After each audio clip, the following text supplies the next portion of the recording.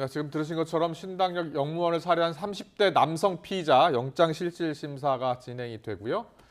안타깝게 목숨을 빼앗긴 피해 영무원, 들으신 것처럼 300여 차례 스토킹을 당한 것으로 전해졌습니다. 지금 우리 사법 시스템에 대한 불신도 커지고 있습니다. 네, 스토킹 피해자 보호를 위한 현행 사법제도의 문제점 그리고 개선 대책에 대해서 짚어보겠습니다. 이은희 성범죄 전문 변호사와 함께 이야기 나눠보겠습니다. 어서 오세요. 안녕하세요. 안녕하세요. 자, 살해 피의자가 그동안 피의자에게 스토킹을 당한 게 300여 차례가 넘는다면서요? 네, 그렇습니다. 이 2019년부터 시작된 이 스토킹 행위로 2021년 10월에 이제 1차 고소를 했었고 네. 그 올해 1월 말에 이제 2차 고소에 들어가서 이 모든 것들이 사실 기소돼서 사실은 이제 사망한 날 다음 날에 선고가 예정되어 있었던 네. 그런 사건이었습니다. 네, 지금 피해자가 이미 2차례 고소를 한 상태였는데 보호를 받지 못했잖아요. 하나씩 좀 짚어보겠습니다. 먼저 처음에 고소한 게 지난해 10월이었습니다. 네. 이때는 구속영장을 신청했는데 법원이 기각을 했더라고요. 그 법원에서 이제 통상 구속영장을 이제 발부하게 되는 어떤 요건들을 보면 중한 범죄 성립이 이제 어느 정도 인정이 되는데 도주 우려가 있다든가 아니면 증거인멸 우려가 있는 경우에 이제 구속영장을 허락을 하게 됩니다. 네. 근데 문제가 이런 이제 가해자들이 만약에 그 직업이 분명하고 그 주거가 분명하면 통상 도주 우려가 없고 증거인멸 우려가 없다라고 판단하는 경우가 많습니다. 예. 그런데 잘 생각해 보면 이 스토킹 범죄를 저지르는 사람들 중에 주거가 불완전하거나 혹은 이제 그 증거를 인멸하는 어떤 행위를 하기가 용이하지 않아요. 네. 그러니까 사실은 이런 범죄에서 이제 데이트 폭력과 연루되어 있을 때도 그렇고 네. 성범죄와 연루되어 있을 때도 그렇고 이렇게 스토킹 이 행위를 했을 때 영장을 쳐보면 반려되는 경우가 되게 많은 것이죠. 그래서 이런 것들을 바라볼 때 법원이 이 정도면 이게 굉장히 위험하구나. 보복할 우려가 있구나. 보복할 우려가 있다라는 건 증거인멸의 우려가 있는 거구나라고 생각하는 게 필요한데 네. 아직 그 인식이 굉장히 부족한 중입니다. 네, 만약에 구속이 됐다면 네. 피해자가 이렇게 목숨을 안타깝게 잃는 그런 사고를 막을 수 있었잖아요. 네, 근데 그렇습니다. 보니까 고소를 한 차례 더 했던데요? 네, 맞습니다. 왜냐하면 계속해서 이 스토킹 행위를 했기 때문에 고소를 했지만 구속이 되지 않은 상황이었고 네. 이 피해가 계속 이어지니까 피해자는 고소를 또 한 거죠. 그리고 이런 모든 혐의들이 인정되는 동안에도 사실은 이제 1차적으로 구속영장이 이렇게 해서 이제 기각이 되고 나면 경찰이나 검찰 입장에서는 이거 다시 제기해봤자 이거를 신청을 해봤자 이유가 같은 거예요. 어차피 도주 우려가 없다. 뭐 이제 전문직이다. 이제 이런 이유로 그러면은 반려가 될 텐데 또 이제 이걸 신청하는 게 의미가 있겠냐라고 생각하기 때문에 관행적으로 또 잘하지 않습니다. 네. 그리고 이제 피해자 입장에서는 그 접근 금지 명령이라든가 혹은 이제 스마트워치 뭐 예. 지급이라든가 순찰 이런 부분들을 처음에 한 달 정도 조치 받았으나 그 후에 이걸 연장하는 걸 원하진 않았다고 하는데 그 이유가 이해가 안 될 것도 아닙니다. 사실 피해자에 대한 조치를 아무리 해봤자 가해자가 이렇게 작정하고 이 흉악한 범죄로 나아가는 걸 막을 수 없기 때문에 이 보호 조치가 어떤 관점에서 어떻게 운용되고 있는지를 우리가 점검해야 되는 계기가 되는 것입니다. 네, 그 말씀하신 피해자에 대한 안전 조치를 조금 더 이야기해 보면 네. 지금 피해자가 받았던 게 한 달 정도 네. 신변 보호를 받았던 네. 거잖아요. 그게 현실적으로 실효성이 있습니까? 사실 이런 지금 이제 스토킹 그 처벌과 관련된 법률에서 이야기하는 이 조치들, 피해자에 대한 조치들은 이 경미한 스토킹을 하고 있는 사람에게는 이 가해자에게는 좀 유의미가 있습니다. 그런데 작정하고 피해자에게 보복을 가할 우려가 높은 가해자에겐 큰 의미가 없습니다. 왜냐하면 예. 자 접근하지 마라고 얘기해요. 그러면 접근을 안 하겠습니까? 자 신변의 주변에 이제 순찰을 강화해요. 하지만 숨어 있다가 얼마든지 범죄를 저지를 수 있죠. 예. 그러니까 이런 여러 가지들을 생각해 본다면 가해자에게 어떤 조치를 했었어야 될 것인가를 고민해야 된다는 겁니다. 네. 그리고 그때 받았던 보호 조치가 네. 신변 보호 112 시스템 그거던데 그게 그 조치 자체 보니까 문제가 생겼을 때 경찰이 조금 더 신속하게 출동하는 조치더라고요. 이게 생각해 보시면 사람이 죽는 데까지 걸리는 시간이 얼마 안 걸립니다. 특히나 고의로 이제 살인을 할 고의. 해할 고의를 가지고 흉기를 가지고 피해자에게 접근했어요. 만약에 가해자가. 그러면 피해자를 제 앞에서 죽이는데 걸리는 시간은 1분이 채 걸리지 않습니다. 근데 경찰이 순간이동을 할 수 있는 게 아니잖아요. 네. 그러니까 이런 시스템을 가지고서는 이렇게 극악한 범죄로 나아가는 어떤 이런 스토커들, 이런 스토킹 행위자들을 막기에는 역부족인 것이죠. 네, 지금 그 서울 시내 지하철역 화장실에서 이 네. 사건이 일어났고 그리고 비상벨을 눌렀다고 하더라고요. 네. 그럼에도 불구하고 워낙 치밀하게 준비했기 때문에 네. 목숨을 잃게 됐는데 자, 그 1심 선고가 원래 그러면 어제였잖아요. 예, 근데 그렇습니다. 보니까 징역 9년을 검찰이 구형했더라고요. 네.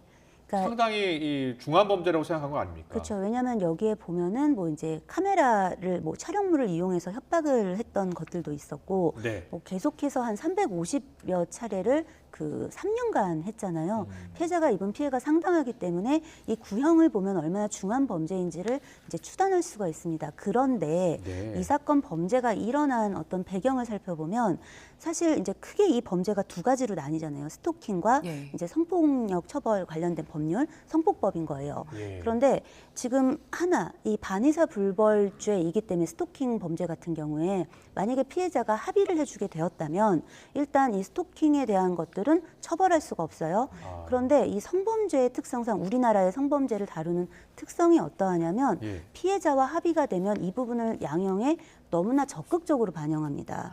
그러니까 이 일선에서 일을 하고 있는 변호사의 시선으로 볼 때는 과해요, 그게. 그렇군요. 그렇기 때문에 이 가해자는 자기가 9년을 언도받았지만 만약에 피해자와 합의가 된다면 사실은 감옥을 안 갈 수도 있는 상황인 거예요. 그렇군요. 예, 그러니까 절박하게 매달렸겠죠. 근데 나중에 피해자가 합의를 안 해주니까 이렇게 되면 이런 반성 없는 가해자는 어떤 생각을 하게 되냐면 내가 처벌받게 되는 게 나의 행위에 대한 책임이라든가 혹은 국가가 나를 처벌한다고 생각하는 게 아니라 저 피해자가 나를 위험에 빠뜨리고 나를 감옥에 보냈다라고 생각하게 예. 되는 거예요. 그래서 이런 부분들을 함께 돌아보아야 합니다. 그렇군요. 네, 합의 예. 부분 말씀해 주셨는데 네. 그리고 지금 가해자가 살해 당일까지 네. 법원에 반성문을 냈더라고요. 네. 그러니까 낮에는 반성문을 쓰고 저녁에는 살인을 저지른 거예요. 그렇죠. 이런 일들은 너무 많습니다. 이 법정에서 보면은요, 이제 불구속 상태의 재판이 많기 때문에 피해자와 혹은 제가 혼자 법정에 갈 일이 많아요. 그리고 이제 피고인들이 법정에서 막 잘못했다고 이야기를 합니다. 하지만 법정을 나서자마자 피해자를 흘겨보거나 뭐 피해자한테 욕을 하거나 저에게도 이제 약간 예. 변호사인 저에게도 위해를 가하는 일들은 비일비재합니다. 그렇군요. 네. 예. 근데 지금 반의사 불벌죄를 폐지하겠다는 거 네, 아닙니까? 그렇습니다. 스토킹 처벌법에서 네. 효과가 있을까요? 그 어느 정도의 효과는 있을 것으로 보지만 그것만으로는 부족하다고 생각하고요.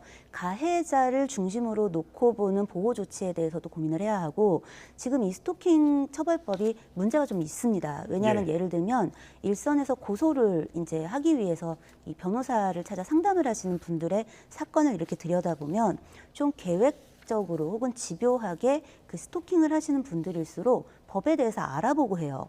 그런데 지금 스토킹 행위 자체를 어떻게 규정하고 있냐면 동일한 행위를 2번 이상 해야 일단 성립이 됩니다. 그러니까 동일하지 않은 행위들을 돌아가면서 하는 거예요. 그리고 주변인들에게 또 하고 예. 그러면은 스토킹법을 또 적용할 수가 없는 겁니다. 네. 이런 문제점들을 총체적으로 좀 돌아보는 계기가 되었으면 좋겠습니다. 그리고 현재 스토킹 처벌법에서는 네. 가해자에 대해서 그 전자발찌를 부착하지는 네. 않잖아요. 근데 지금 법무부가 그 전자발찌 부착까지도 검토를 하고 있는 것 같네요. 사실 전자발찌 부착을 그 재판으로 이제 선고가 나기 전에 하는 것들이 나중에 이제 좀 여러 가지 위헌 소지나 이런 시비가 있을 수 있습니다. 예, 예. 하지만 우리가 다른 조치들을 좀 생각해 볼 수 있죠. 예를 들면 지금 코로나 시기를 우리가 겪으면서 감염된 분들의 이 휴대폰에다가 앱을 깔아서 위치 추적을 한다든가 예. 하는 여러 가지 테크놀로지적인 그 대안들이 있었잖아요. 근데 방역에서는 그게 가능한데 왜 스토킹을 한 행위로 이미 신고돼서 이제 여러 가지 우려가 있는 사람에게는 그런 것들을 고민하지 않았을까 좀 생각해 볼 필요가 있어서 네. 피해자를 중심으로 놓고 보는 게 아니라 피해자는 보호되어야 하는 건 거고요. 조치를 누구에게 할 것인가에 있어서는 가해자에게 할 수 있는 게 비단 전자발찌 부착만이 아니다라는 이야기를 꼭 드리고 싶습니다. 이번 사건에서 보면요, 피해자가 스마트워치를 한 달간 착용하고 이제 네. 안 한 거잖아요. 네. 그런데 지금 사건을 보면 피해자가 스마트워치를 차고 있어도 당할 수밖에 없는 환경이었어요. 그래서 맞습니다. 가해자를 감시하는 네. 그런 제도를 더 강화해야 한다라고 이야기 많이들 하거든요. 어떻게 보세요? 그래서 지금 계속 드리고 있는 말씀이 그런 이야기인데 예, 예를 들어서 피해자가 뭔가를 눌러서 조치가 이루어지는 거에는 적어도 1, 2분 이상은 시간이 걸리잖아요. 그렇죠. 예. 그런데 사실 통상 이렇게 물리적 위협을 받게 되는 경우는 피해자가 물리적 약자인 경우예요. 제 앞에서 네. 뭔가 이 사람한테 위해를 가하는 거에 1분 이내의 시간이 걸릴 확률이 훨씬 높습니다. 그렇기 때문에 가해자를 중심으로 뭐 전자발찌 부착이든 혹은 휴대폰에다가 어떤 것들을 뭐 설치하든 아니면 이렇게 신고가 된 가해자에 대해서는 주기적으로 모니터링을 하면서 연락을 해본다든가 하는 그런 것들을 해야 하는데 거꾸로 지금은 피해자에게 연락하고 피해자가 스마트워치를 차고 있어야 되고 피해자 주변에 순찰을 하잖아요. 네. 그러니까요. 피해자가 갖는 부담이라는 게 또 존재합니다. 예. 네.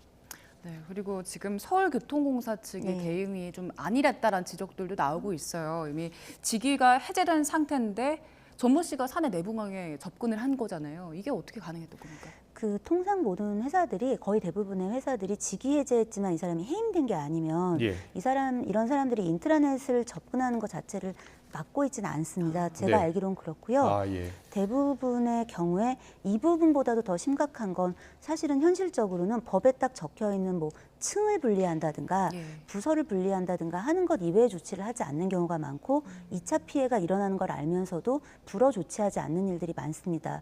법원에 이런 문제들을 피해자 입장에서 제기를 해보면 법원에서 뭐를 어겨서 위법한 거냐 같은 걸 묻는 경우가 되게 많습니다. 예. 이건 아직까지의 현실입니다. 그렇기 때문에 이 일을 계기로 좀 구체적으로 어떤 사안들이 발생했을 때 회사가 이런 피해자들을 보호하기 위한 조치들을 어떻게 하고 있는지 이걸 이렇게 기계적으로 형식적으로만 하는 게 옳은지 네. 같은 것들을 자성했으면 좋겠습니다. 알겠습니다. 국가의 존재 이유가 우리 국민들의 재산 그리고 또 안전, 생명을 지키는 일인데요. 지키지 못한 것 같습니다. 안타깝습니다. 좀 더 강력한 대책이 필요한 상황입니다. 이인혜 변호사와 함께 짚어봤습니다. 잘 들었습니다.